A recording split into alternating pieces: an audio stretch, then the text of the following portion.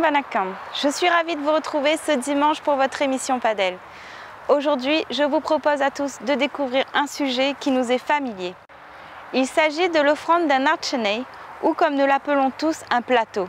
Mais avant de découvrir cette émission, je vous propose une pensée spirituelle.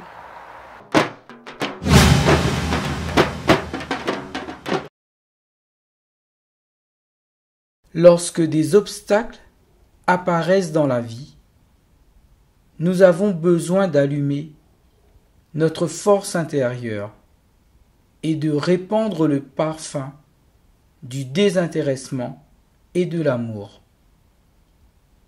Amritananda Mai Mata.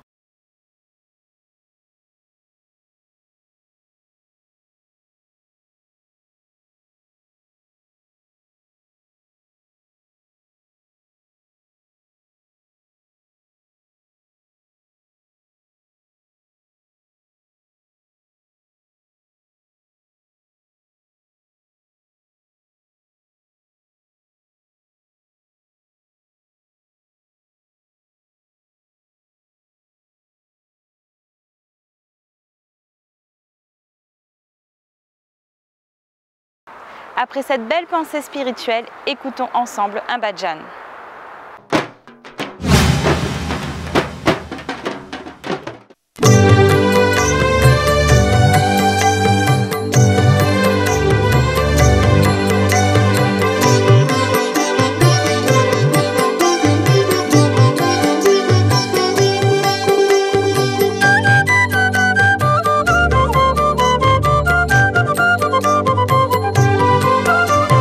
प्रभो गणपते परिपूर्ण वाळ्वरुळ्वाये प्रभो गणपते परिपूर्ण वाळ्वरुळ्वाये प्रभो गणपते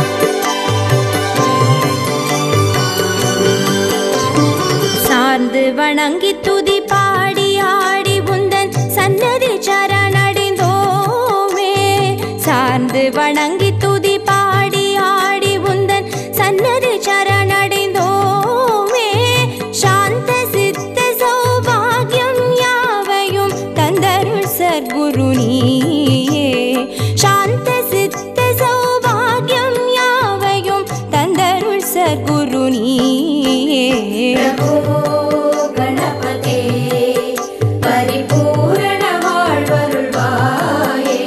प्रभो गणपते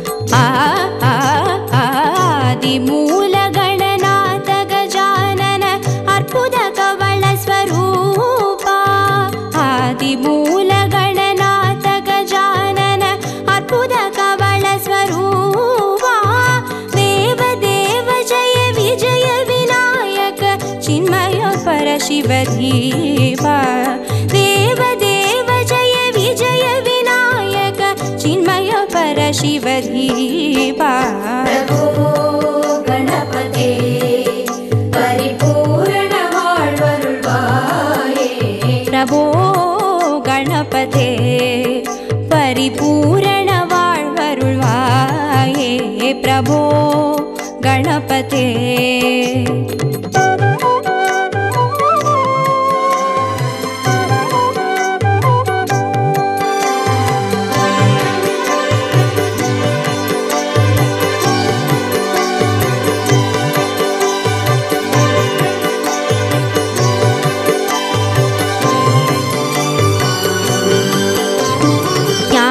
वैराग्य विचार सार स्वर रागलय नडन पादा ज्ञान वैराग्य विचार सार स्वर रागलय नडन पादा नाम भजन गुण कीर्तन नवविध नायक जय जगन्नाथ नाम भजन गुण कीर्तन नवविध नायक जय जगन्नाथ प्रभो गणपते परिपूर्ण வாழ்வருள்வாயே प्रभो गणपते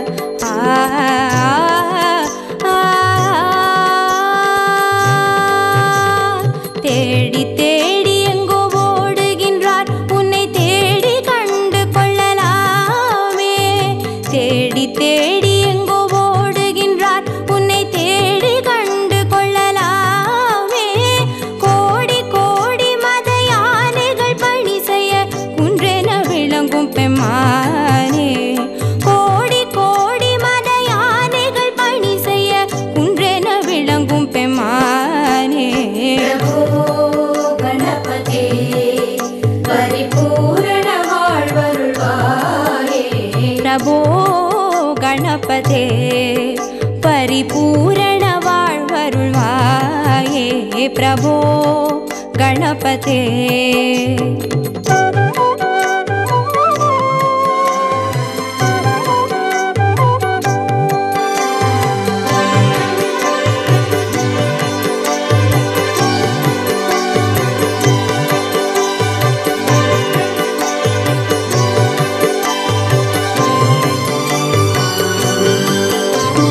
पार्वती बाल अवार वार वर परम भगव भवधरणा पार्वती बाल अवार वार वर परम भगव भवधरणा भक्त जन सुमुख प्रणव विनायक पवन परिमल चरण भक्त जन सुमुख प्रणव विनायक पवन परिमल चरण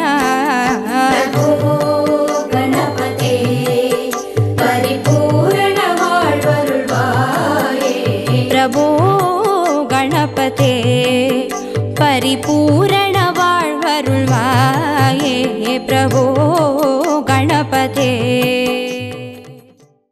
L'hindouisme donne une place importante aux rituels et chacun d'entre eux a une symbolique importante. À travers ce reportage qui va suivre, je vous invite à découvrir l'offrande la plus populaire et la plus connue des bhaktanes hindous, à savoir donner un plateau, un padel ou un archenei.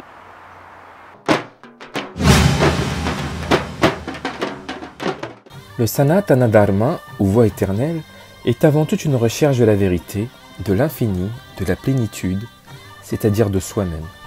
Dans les temps les plus anciens où le culte de l'homme par l'homme n'était pas encore aussi développé qu'aujourd'hui, la nature y jouait un rôle prépondérant. Les Indiens de l'époque, n'ayant que la nature dans toute sa splendeur à contempler, ont voulu se mettre en harmonie avec le cosmos. Ainsi, l'hindouisme donne une place très importante aux rituels et chacun d'entre eux revêt une symbolique importante. À travers nos actes, cela nous éduque sur les valeurs fondamentales en symbiose avec les 5 éléments naturels que sont l'eau, la terre, le feu, l'air et l'espace. Offrir un archenei, communément appelé un plateau, a pour but de remercier Dieu d'avoir satisfait à nos besoins essentiels, d'avoir la santé et de veiller à notre prospérité.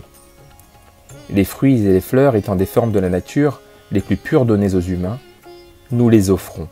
Suite à nos prières, nous perpétuons l'offrande par le biais du prasadam, sacré, distribué à tout le monde et ce, sans distinction.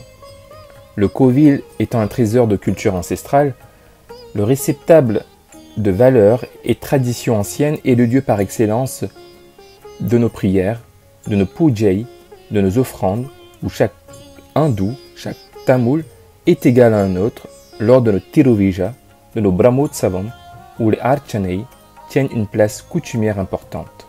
Mais pourquoi faisons-nous des offrandes physiques, matérielles? Le cœur, le mental, ne suffisent-ils pas? Aujourd'hui, attardons-nous sur une offrande très commune et populaire chez les bhaktas hindous, à savoir donner un plateau, un padel, un padayal ou archanei. De quoi est composé un padel, un plateau? Quels sont les symboles et l'approche profonde de notre offrande?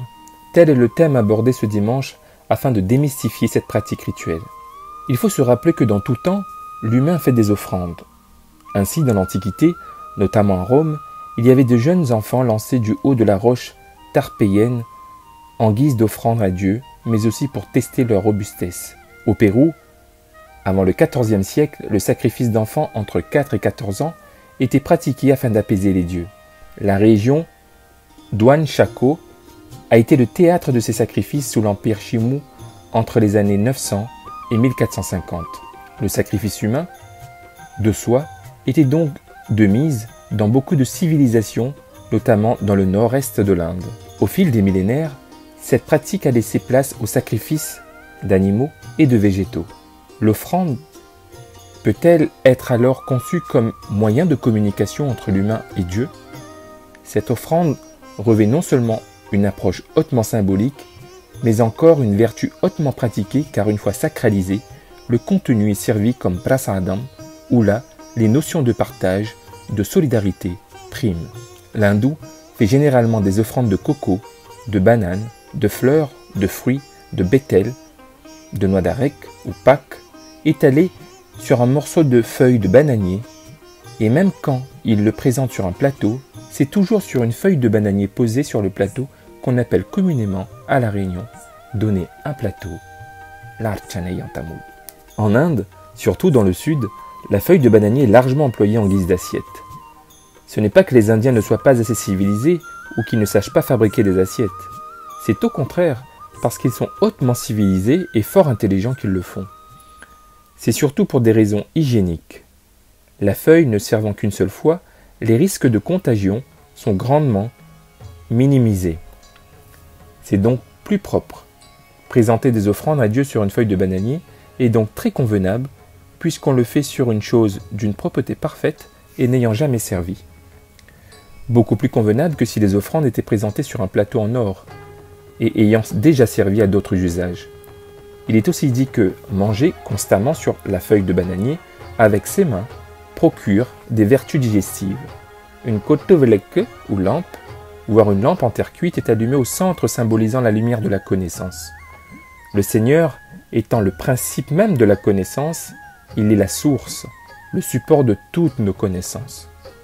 En tant que source de lumière, elle symbolise donc le Seigneur lui-même. L'offrande la plus répandue dans les rituels hindous est le tenga ou le coco. On en offre tous les jours et au fil des siècles, il a remplacé les sacrifices humains et également les sacrifices d'animaux, voire les complètes.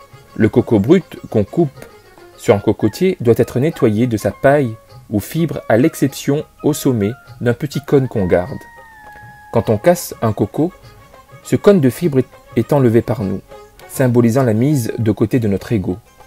Nous apercevons alors 3 points symbolisant nos 2 yeux et le 3e, notre œil spirituel, celui du discernement et de la sagesse.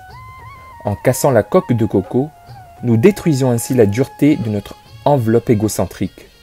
L'eau à l'intérieur représente nos vasanas, nos tendances internes. Cette eau est offerte avec la noix, la chair, le coco blanche, symbolisant un esprit pur, purifié par son contact avec Deivam. Il est alors partagé avec les autres fruits en guise de prasadam ou faveur divine de nourriture bénie. L'hindouisme enseigne que nous devons surtout nous garder contre les 3 péchés capitaux qui sont la luxure, la haine et l'avarice. Ces 3 péchés engendrent tous les autres péchés.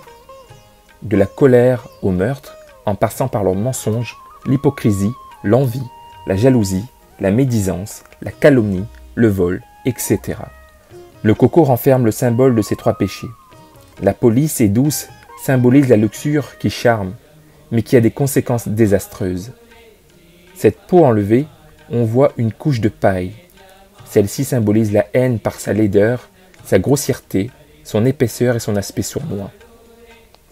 Comme la haine qui, généralement, ne laisse pas voir, elle se cache sous la peau du coco.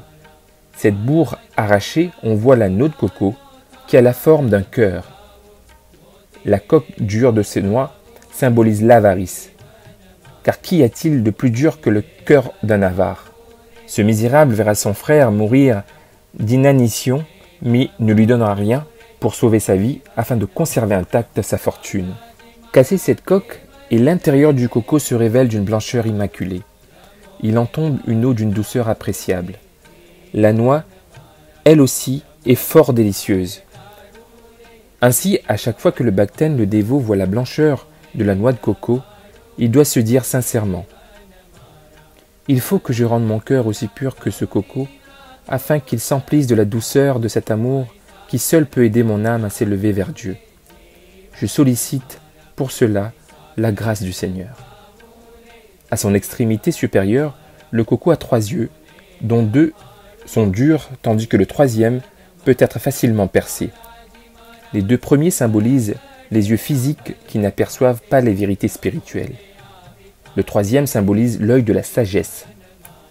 Quand par des études religieuses et de la pratique des vertus, l'âme est suffisamment purifiée, notre œil de sagesse s'ouvre, nous permettant de percer les mystères de la vie spirituelle. Dans les cocos destinés au sacrifice, on laisse les yeux couverts d'une petite touffe de boune taillée en pointe. Ce n'est quand on a cassé le coco qu'on enlève cette couverture laissant apparaître les yeux. C'est dire: rendez votre cœur aussi pur que l'intérieur de ce coco, et que le voile qui couvre votre œil de sagesse tombera et vous verrez la vérité. En Inde, le coco a surtout une forte valeur symbolique. Elle fait partie des fruits et légumes que le dieu Ganesh, à tête d'éléphant, tient dans la main pour signifier qu'il est le maître de toutes les plantes et le créateur des plantes médicinales. Elle fait partie des emblèmes du dieu et représente le fruit par excellence, le karmapala. Le curcuma, le manjel, est lui l'élément purificateur et antiseptique par excellence. Cette précieuse poudre jaune soleil fut utilisée en cuisine et comme remède par toutes les civilisations depuis plus de 5000 ans. On lui prête des vertus spirituelles, notamment pour la confection du pillayar, Ganesh, sous forme de cône de safran. On s'en sert pour laver les cocos et les autres fruits de l'archanei. La couleur jaune est le symbole de pureté, de sainteté et d'immortalité. Le safran est riche en antioxydants, permettant de lutter contre les radicaux libres et donc contre le vieillissement, notamment celui de la peau. Cette épice est donc utilisée dans la cosmétique et notamment dans l'industrie pharmaceutique. La saveur de la banane a la même signification philosophique que celle du coco. On pourrait se demander pourquoi plus d'importance est accordée au coco et à la banane alors qu'il y a des fruits plus suaves, la mangue par exemple. C'est parce que les autres fruits sont saisonniers, tandis que le coco et la banane sont des fruits qu'on trouve d'un bout à l'autre de l'année. Offrir des fruits saisonniers à Dieu serait lui demander de nous accorder la pureté et la douceur, non pas tout le temps, mais de façon épisodique. En sanskrit, le citron est traduit par Nimbu. Selon la mythologie, il y a un démon, Nimbasura. Il a créé des ravages sur terre. Le sage Agastya fit une grande pénitence contemplant la mer pour mettre fin aux méfaits du démon. Satisfaite de la pénitence du sage, la mer apparut et tua Nimbasura, mettant fin à la grande famine. Elle a ramené la végétation sur terre, et depuis lors, elle est adorée comme Shakambari. Sanskrit, Shaka veut dire végétation.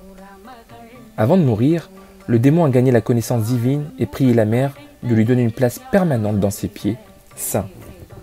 La mer lui donna l'avantage suivant, à savoir que dorénavant, Nimbasura l'adorera sous la forme de Nimbu. Nous pouvons offrir à Dieu un malai ou collier qui peut être composé de 108 citrons. Le modèle de culte traditionnel du sud de l'Inde est passé de l'habitude d'offrir des animaux au citron. On fait une légère coupe et qu'on remplit avec du kungumam, du vermillon, pendant que les jus absorbent toute la poudre rouge, offrande aux énergies négatives, symbolisant les asuras en guise d'apaisement, de purification des lieux, notamment lors de la Bali Pujai aux points cardinaux. Chez l'hindou, surtout chez les Tamouls, offrir à un visiteur du bétel avec une graine de Pâques est un signe de haute estime et de parfaite considération. La pièce de monnaie en métal servant de conducteur de nos pensées mais également de denier du culte afin d'améliorer la vie communautaire, le bétel et le Pâques ont une place très importante dans la méditation. En offrir à Dieu, c'est donc lui témoigner son amour et implorer sa grâce pour une santé physique robuste et un mental de fer, car sans la santé, on ne peut accomplir convenablement ses devoirs religieux. Brûler le camphre symbolise le fait de brûler notre ego, d'éclairer par la flamme notre route vers le divin. Notons que toutes les choses brûlées laissent de la cendre. Le camphre n'en laisse point, du moins le non synthétique différent de celui qu'on utilise couramment. Le camphre naturel de l'Inde ne laisse, lui, presque pas de traces. Le sage nous dit « Comme ce camphre, donnez-vous entièrement à Dieu, sans la moindre réserve, et vous arriverez à faire le salut de votre âme. » Il symbolise l'union avec Dieu et la promesse du dévot de brûler son ego complètement sans laisser de résidus. Nous fermons les yeux, tout en effectuant la prière, comme pour regarder à l'intérieur notre moi. La réalisation de soi peut être obtenue en se réalisant avec la flamme de la connaissance. À la fin de la prière, le dévot place ses mains sur la flamme et touche les yeux et le haut de la tête, symbolisant l'illumination de la vision et de la pureté de la pensée. Le camphre se fait à travers une ancienne méthode ayurvédique par distillation de l'écorce et le bois d'un arbre résineux appelé camphore laurel, qui est largement trouvé en Asie, notamment en Inde. Il est considéré comme toxique pour les insectes et est parfois utilisé comme répulsif et aussi pour dissuader les serpents et autres reptiles en raison de sa forte odeur. De cette manière, le camphre a non seulement une valeur hautement spirituelle dans les coutumes hindoues, mais peut aussi être bénéfique pour l'environnement dans lequel il est brûlé. Encore une fois, comme toute autre chose, l'utilisation du camphre devait être dans la modération pour éviter les effets secondaires qu'il peut causer. Le sambrani ou les agarpati ou les bâtons d'encens servent à utiliser l'élément air afin d'offrir le parfum au divin. L'atmosphère parfumée, mystique, aide le bhaktan dans sa concentration. De nombreux pays utilisent le sambrani. Même l'Ayurveda nous conseille d'utiliser le sambrani car il calme les nerfs et produit de la tranquillité, ce qui rend la personne prête pour les prières. De toutes les choses indispensables de ce monde, l'eau tient la première place. C'est elle qui, plus que toute autre chose, maintient toutes les formes de vie. Sans elle, la propreté même ne serait pas possible. C'est pourquoi elle figure en bonne place dans toutes les offrandes, les cérémonies. Après chaque série de mantras, le prêtre répand quelques gouttes sur le plateau. C'est une façon de remercier Dieu pour ce don si précieux.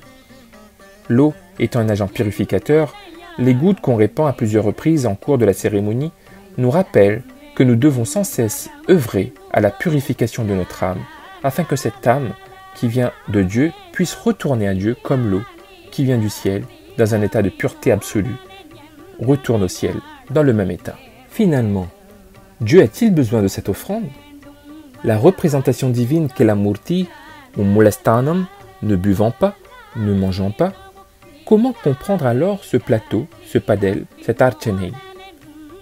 En fait, en tant qu'humble producteur, nous offrons à Dieu les meilleurs fruits de notre production, de nos cueillettes. Servir Dieu à travers un archanei ne doit pas se résumer à déposer un plateau, un padel à ses pieds.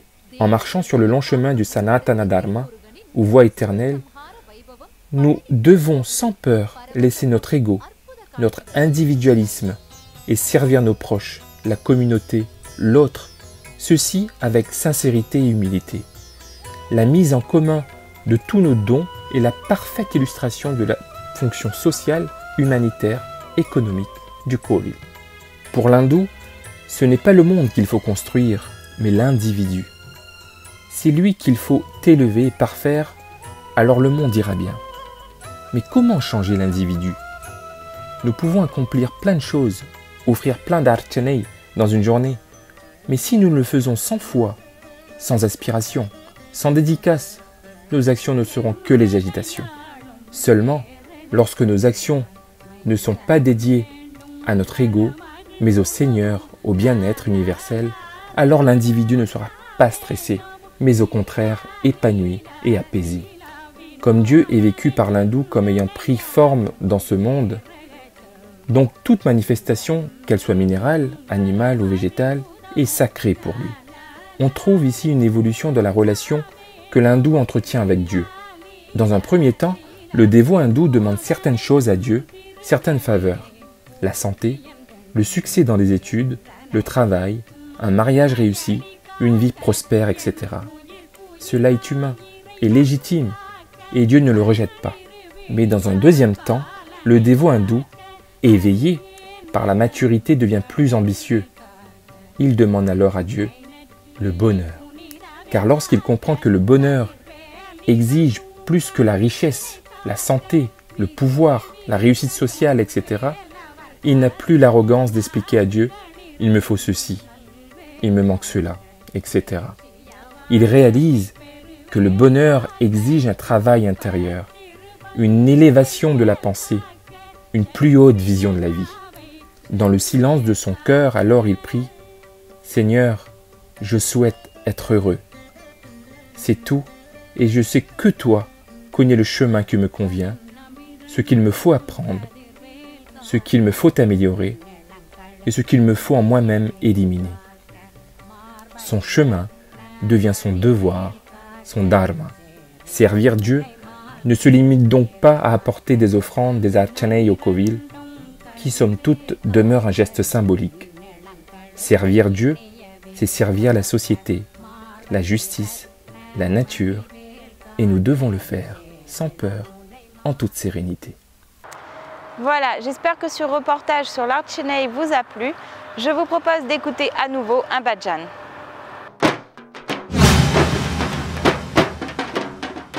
Unnamulai உமையாளொடும் உடனாகிய ஒருவன் பெண்ணாகிய பெருமான்மலை திருமாமணி திகழ மண்ணார்ந்தன கருவித்திரல் மழலை முழவதிரும் அண்ணாமலை தொழுவார்வினை வழுவா வண்ணமருமே.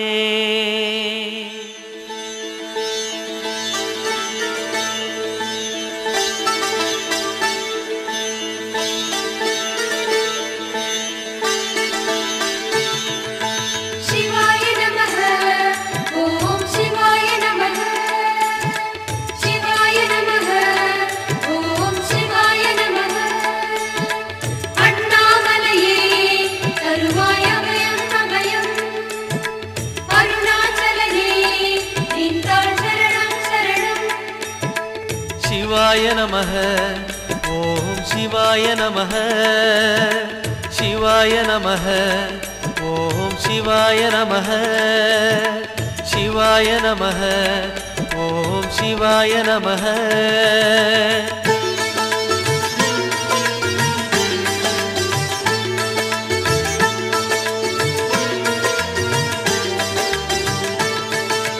கைலை என்பதும் மருணை என்பதும் ஒன்றுதானே மனமே, வெள்ளி அங்கிரி நடனம் போலவே ஜோதி பாரு மனமே. சிவாய நமஹ ஓம் சிவாய நமஹ.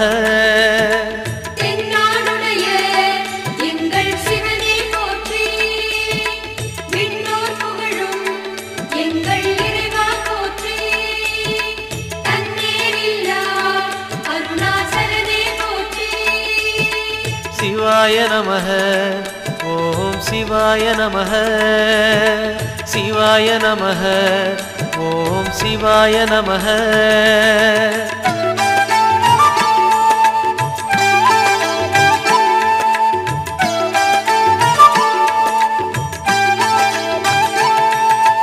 கொன்றை மாலையை சூடிய வேந்தன் யாரு சொல்லு மனமே, ஒன்று தெய்வமாய் நின்ற நாயகன் ஈசந்தானே மனமே. சிவாய நமஹ ஓம் சிவாய நமஹ. மான்மழு கொண்டோய் எங்கள் மன்னா போற்றி, நான் மறை நடுவே ஒளிரும் நாதா போற்றி, கலிகாலத்தை ஆளும் சிவமே போற்றி. சிவாய நமஹ ஓம் சிவாய நமஹ. சிவாய நமஹ ஓம் சிவாய நமஹ.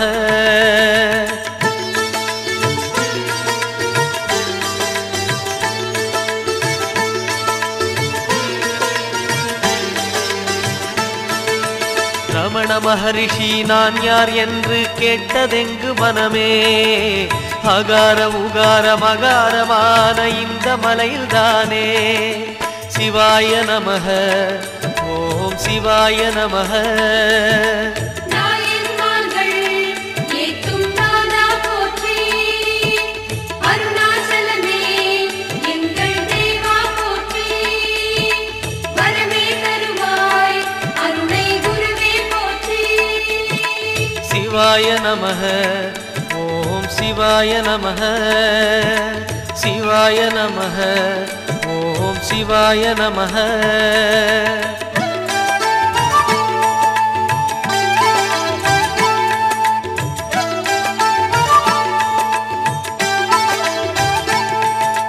சேஷாதிரி குருநாதனாகவே உலவிய மலை இதுவே. நான்கு வேதமும் தாழ் பணிந்திட தேடிய மலை இதுவே. சிவாய நமஹ ஓம் சிவாய நமஹ. கருணை கடலே எங்கள் அருணா போற்றி, முக்கண்ணுடைய ஆதி முதலே போற்றி, எக்காலத்தும் இயங்கும் இறைவா போற்றி. சிவாய நமஹ ஓம் சிவாய நமஹ. சிவாய நமஹ ஓம் சிவாய நமஹ.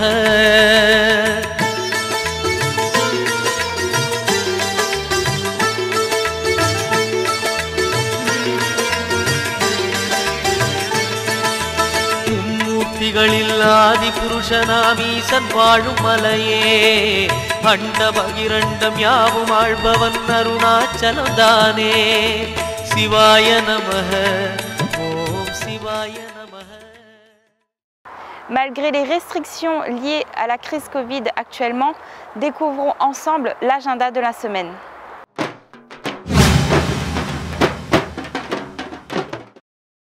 Compte tenu du contexte actuel, veuillez vous rapprocher des associations organisatrices respectives. Mardi 2 mars, Sadurti, Pujai pour Ganesh. Mardi 2 mars, Mahasangata Hara Sadurti, au Covil de Tamatav. Mercredi 3 mars, Shasti, Pujai pour Muruga. Compte tenu du contexte actuel, veuillez vous rapprocher des associations organisatrices respectives. Chers fidèles téléspectateurs, notre émission hebdomadaire Padel touche à sa fin. Sachez qu'il s'agit là d'une des manières pour nous, équipe de Vanakam Réunion TV, de servir Dieu, Kadavoul, mais aussi vous, en vous offrant un apport en connaissance sur la religion hindoue et aussi sur notre belle tradition. Donc, rendez-vous dimanche prochain à 9 h sur Télécréole pour votre nouvelle émission Padel. Nandri Vanakam.